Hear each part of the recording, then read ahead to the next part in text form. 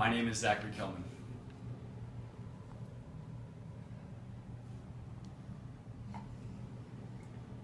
In high school, we were all required to learn the work of Shakespeare and to understand his contribution to the world of literature.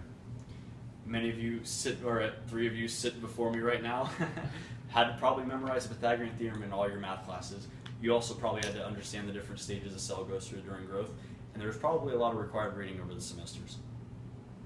Let me give you guys an example real quick. A kid named Peter. Peter was an excellent student during high school. He had all honors classes, and every single class that he took, he aced with no problem.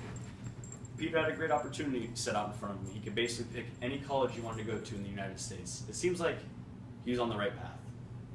And he looked like he was ready to make that transition into adulthood. Upon graduation, Peter got a full-time job at a local sandwich shop, and his thought behind it was to save a little money before the big move. He was probably going to need the extra funds that he could get. A couple weeks after he starts working, he goes to the local Wells Fargo and he opens up a savings account and put a certain percentage away of his check. It seemed like he was making the necessary steps. Everything was going perfect for him. Coming to the new year, he got his tax return. He figured all the taxes that he paid in, he gets all of his money back. He's going to get a new car. He needs the transportation going from home to school to parties to friends to the whole 9 yards. There's a complication though. When he actually looked at the tax form, he didn't understand a single thing that he said. He had no clue. He was speechless. Same thing happened when he went to the dealership. Finance my car, simple interest, compound, APR. What is all this? With all the knowledge that he gained through high school, personal finance wasn't in his curriculum. Peter was part of the 41% of students that believe upon receiving your tax return, you are entitled to all your taxes you paid in for the entire year. Personal finance is an only required class to graduate in 13 states. That's leaving less than half of the school students in the country ill-equipped to handle their future finance decisions. Quote, many high school students have little, if any, personal experience in managing their own finances, yet they are just moments away from entering adulthood, opening lines of credit and making financial decisions that will impact their individual futures and our entire global economy. That was, end quote. That was Tom Davison. He is the Chief Executive Officer of EverFi, which is an education technology company that teaches, assesses, and certifies students in critical thinking and financial literacy.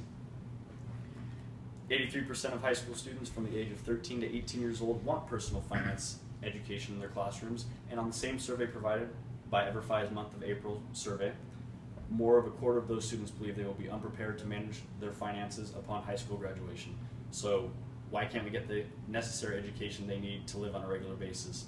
Why are only 13 states requiring these kids to learn important information? On a side note, fun fact, average students believe that 500 is a really good credit score, and a third of those students believe that 300 or less is a great credit score. Some say it's the parents' responsibility to teach their children the necessities of finances, which there's nothing wrong with that. The Network's Financial Institute reported 63% of students are currently being taught from their own parents today. The only problem with that is that out of the 61% of the parents educating their children, 26% of those actual parents actually feel prepared in teaching this subject. I don't know if anyone has struggled with money, but there's no other stress like stressing for money. On EverFi's survey, 44% of teens report that stress about money at home affects their school performance, and the feeling increases as they get older. Sometimes parents are not confident to teach this valuable information to their children when they're enduring the same struggles on their own. Students need that outside source of teaching. They rely on getting this information and having this knowledge at their disposal. This class should be taught in every school, in every city, of every state, in the United States of America. The quickest way to get to the ball rolling on this matter is to start a petition to make a personal finance class a requirement to graduate high school. Spreading the word and talking to the man in charge of making these decisions for the school district, he needs to know these statistics. We had thousands upon thousands of signatures for when people wanted Justin Bieber deported from the country. Why can't we get that kind of publicity on a serious matter that is affecting our young generation? Nobody knows. Having personal finance as a required class to graduate will make the statistics I mentioned change drastically. Giving every high school student a chance to gain financial knowledge will lessen all the hard lessons we all probably learned shortly after graduating high school. With these classes made as a requirement, no more students will have to guess about their finances. By coming together and making this significant change, it will benefit everyone in the long run. Our kids are the future. Let's make it brighter.